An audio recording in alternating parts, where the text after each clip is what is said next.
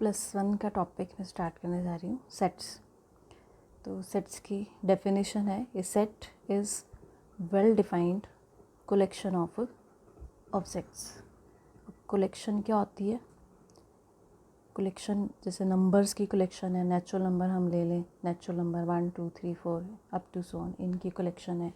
Collection of doctors in our city, collection of novels, then collection of chairs. Classroom में अगर आप देखोगे तो कलेक्शन ऑफ बेंच, बहुत सी कलेक्शंस हम एग्जांपल्स दे सकते हैं, लेकिन इस पे एक वर्ड आ रहा है, वेल डिफाइंड कलेक्शन।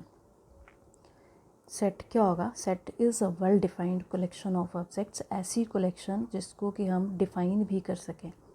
अब चेयर्स की कलेक्शन है, उसे मैं डिफ़ाइन कर सकती हूँ। चेयर कैसी होती है? ठीक है, it has 2 arms 4 legs 1 seat and 1 back. अगर मैं बोलूँ कि मुझे हवा का सेट लेना है, हवा की कलेक्शन लेनी है, तो जो हवा है उसको हम डिफ़ाइन नहीं कर सकते, उसे हम फील कर सकते हैं। तो ये है वेल डिफाइंड, जिसे कि हम पूरी तरह से डिफ़ाइन भी कर सकें, वो हमें कलेक्शन लेनी है, उसे हम बोलेंगे सेट। अब सेट जो है उसे हम कैपिटल लेटर से डिनोट कर सकते हैं। फॉर एग्जांपल डिनोट करते हैं, जैसे एस मैंने लिया, ये मैंने बॉवल्स का सेट ले लिया, ए ई आई ओ यू, ये होते हैं हमारे बॉवल्स। तो ये इस सेट को जो नेमिंग करनी है वो आपने कैपिटल लेटर से करनी है, ये नेम ऑफ सेट होगा, नेम ऑफ सेट। और इसके अंदर ये जो मैंने लिखे हैं ए ई आई ओ यू, ये होंगे मेरे एलिमेंट्स ऑफ द सेट, ये है एलिमेंट ऑफ द सेट। और जो सेट है उसको हमेशा इन ब्रेसेस में ही लिखना है हमने, करली ब्रेसेस में हम इनको लिखेंगे, और जितने भी एलिमेंट्स हैं उनको कॉमा से सेपरेट करना है। कोई और हम एग्जांपल लेते हैं, ये मेरा एक एग्जांपल हो गया। सेकंड मैंने ले लिया, जैसे ए सेट मैंने कोई ले लिया जिसमें मैंने नंबर्स ले लिए 1 2 3 4 5 तक। तो नेचुरल नंबर लिए मैंने 5 तक, 1 2 3 4, उनको कॉमा से सेपरेट किया। और इन ब्रेसेस के अलावा कोई और ब्रेसेस ये लगा दोगे गलत हो जाएगा, तो सेट नहीं माना जाएगा। तो सेट में मेन जो ध्यान रखना है कि ब्रेसेस आपने यही लगानी है इसमें।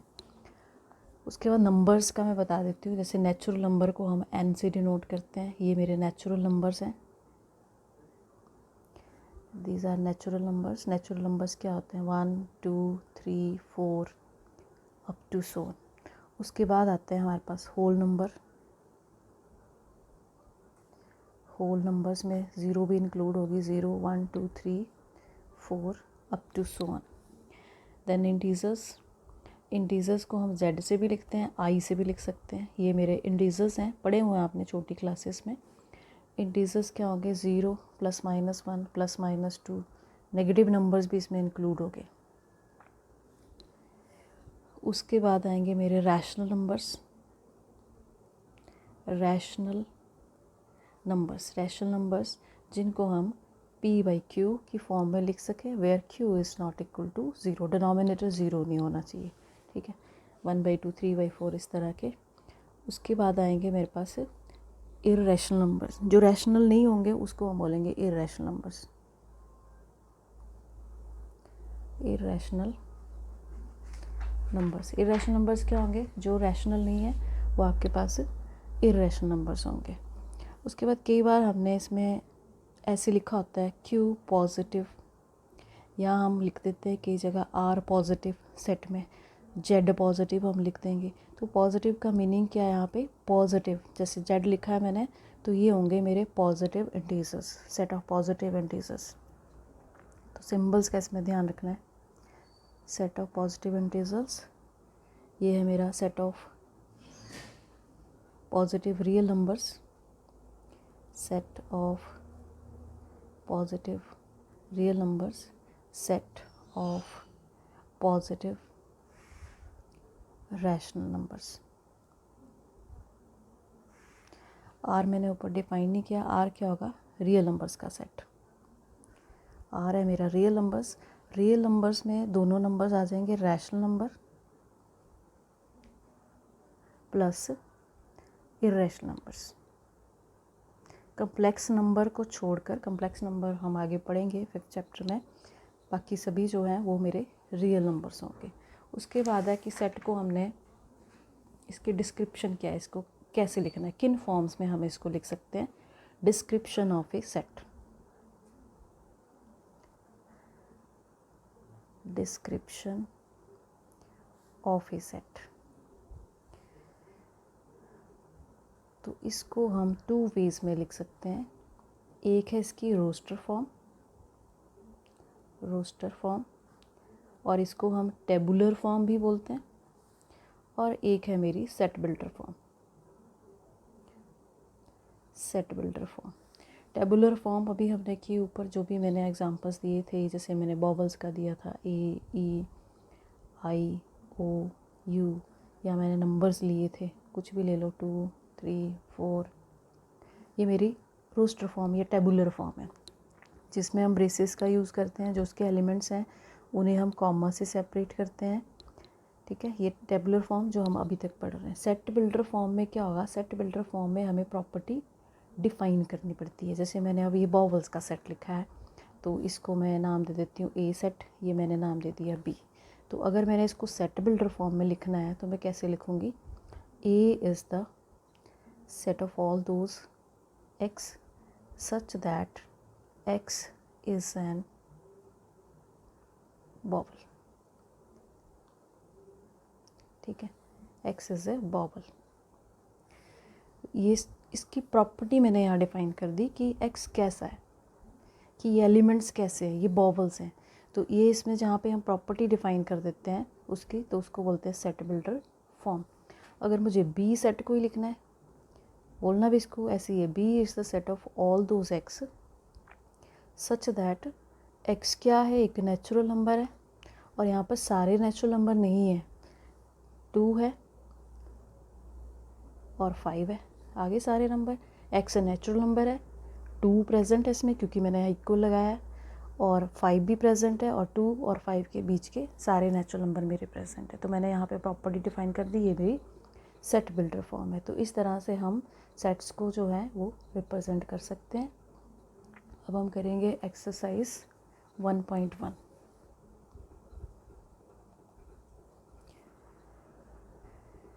क्वेश्चन में इसमें लिखूंगी नहीं, आप टेक्स्ट बुक से देख लेना। फर्स्ट क्वेश्चन है which of the following are sets, justify your answer.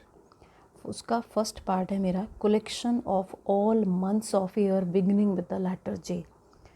Collection of all months, months लिखने हैं मुझे जो जे से स्टार्ट होते हैं, तो वो कौन से होंगे, जनवरी, जून एंड जुलाई, ठीक है। ये 3 मंथ्स हैं जिनको जो कि जे से स्टार्ट होते हैं। तो ये मैंने सेट में लिख दिया और इनको कॉमा से भी सेपरेट कर दिया। तो ये सेट है क्योंकि हम इसको लिख पा रहे हैं सेट की फॉर्म में। इसमें यही बताना था which of the following are the sets, तो it is a set,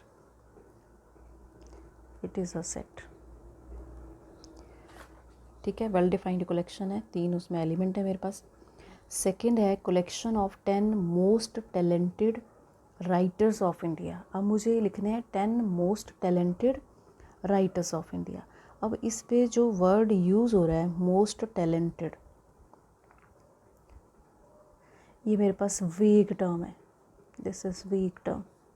most talented is a weak term. Weak term में जो पर्सन टू पर्सन डिफरेंट होती है, कि किसी को कोई राइटर अच्छा लगता है, किसी को कोई अच्छा लगता है, अलग अलग है, कोई किसी को मानता है ये टैलेंटेड है। तो ये जो वर्ड उसने डाल दिया बीच में मोस्ट टैलेंटेड, इट मीन्स कि ये वेल डिफाइंड कलेक्शन नहीं हुई है आपकी। The term most talented is a weak term. A writer may be talented to one person and may not be so to the other, कि एक के लिए टैलेंटेड है ज़रूरी नहीं है कि वो दूसरे के लिए भी, ठीक है, टैलेंटेड हो। सभी का अपना अपना नज़रिया आता है। तो collection is not well defined, hence it is not a set. Third है part, a team of 11 best cricket batsman of the world. अब इसमें वर्ड उसने डाल दिया बेस्ट, ये वेक टर्म है। Best is a weak term क्योंकि किसी को कोई अच्छा लगता है, मुझे मान लो सचिन तेंदुलकर अच्छा लगता है तो किसी को कोई और अच्छा लगता है, person to person different view होंगे इसके लिए, ठीक है। कलेक्शन कैसी दी है उसने, a team of 11 best cricket batsman of the world. तो best is a weak term so it is not well defined collection, hence it is not a set. Fourth part है collection of all boys in your class. collection of all boys, तो आप बता सकते हो कि आपकी class में कितने बॉयज़ हैं, 6 हैं, 7 हैं, जो भी हैं हम उन्हें लिख सकते हैं. तो ये वेल डिफाइंड कलेक्शन है, so it is a set. ठीक है, नेक्स्ट है fifth, the collection of all natural numbers less than 100. 100 से छोटे सारे नेचुरल नंबर मुझे लिखने हैं, 1 2 3 up to so on. Less than 100 लिखा है उसने, मीन्स 99 तक. तो ये भी वेल डिफाइंड कलेक्शन है, so it is a set. तो ये अब क्लियर हो जाना चाहिए कि सेट हम किसे बोल रहे हैं और कौन मेरा सेट नहीं हो रहा है. Sixth part, collection of novels written by writer Munshi Premchand. Collection of novels, तो हमें पता ही है कि मुंशी प्रेमचंद ने कितनी नॉवेल्स लिखी हुई है, so it is a set. ये भी सेट होगा, it is a set. Seventh part, the collection of all even integers. Collection of all even integers, तो इवन इंटीजर्स भी हम लिख सकते हैं, डिफाइन कर सकते हैं हम. 2 4 6 अप टू सो ऑन चलते ही रहेंगे, सारे इवन इंटीजर्स ने बोले हैं. तो ये वेल डिफाइंड कलेक्शन है, so it is a set. Eighth part है collection of question in this chapter. ठीक है, तो इस चैप्टर में कितने क्वेश्चन होंगे वो भी आपको पता ही है, so it is a set. Well defined collection है ये भी. नाइन्थ क्वेश्चन है a collection of most dangerous animals of the world. अब उसने यहाँ पे टर्म यूज़ कर ली, मोस्ट डेंजरस. ठीक है, तो ये वेग टर्म है, इट इज़ अ वेग टर्म. कोई भी एनिमल कभी भी डेंजरस हो सकता है, किसी भी एनिमल को आप पत्थर मारोगे उसी टाइम वो डेंजरस हो जाएगा, तो ये वेग टर्म है. It is not a well defined collection, so it is not a set. तो ये था मेरा फर्स्ट क्वेश्चन. तो इसमें क्लियर हो जाना चाहिए आपको कि कौन सी जो टर्म है वो आपकी सेट होगी, कौन सी कलेक्शन सेट होगी और कौन सी नहीं होगी. नेक्स्ट सेकंड क्वेश्चन है, let A B the set 1 2 3 4 5 6, उसमें एलिमेंट्स दिए हैं. Insert the appropriate symbol. Symbol एक उसने ये बोला है और ये, तो इस सिंबल को हम बोलते हैं बिलोंग्स टू, और ये मेरा डज नॉट बिलोंग टू. ठीक है, अब फर्स्ट पार्ट उसने पूछा है 5 और यहाँ लगाया फिलिप्स ए. बिलोंग्स वो चीज़ होगी जो इसमें प्रेजेंट होगी. अब 5 यहाँ प्रेजेंट है 5, तो हम लिखेंगे इसे बिलोंग्स, ये बिलोंग्स का साइन आ जाएगा. सेकंड पार्ट वो उसने दिया है 8. 8 इसमें प्रेजेंट नहीं है, 8 डज नॉट बिलोंग टू ए. ठीक है, तो ये आप कर लोगे, इसके जितने भी पार्ट्स हैं इसमें यही लगाना, belongs and does not belong and does not belongs to. Question number third, write the following sets in the roster form में लिखना है हमें. और फर्स्ट पार्ट है इसका, A is the set of all elements such that x is an integer and -3 is less than equal to x is less than 7. Roster form में ये मेरी उसने सेट बिल्डर फॉर्म दी है, तो इसको मुझे रोस्टर फॉर्म में लिखना है. मीन्स इसमें कौन कौन से एलिमेंट होंगे. एक तो उसने दिया x इंटीजर है मेरा, तो माइनस की वैल्यूज़ भी देख लो इसमें आएंगी. -3 कौन सी वैल्यू आ जाएंगी, -3 -2 -1, इंटीजर्स हैं ये सारे. 0 कहाँ तक जाएंगे, 7 से छोटे, 1 2 3 4 5 6. ठीक है, तो बाकी पार्ट्स इसके होमवर्क करने हैं, नहीं आए तो मैं कल करा दूँगी. That's all.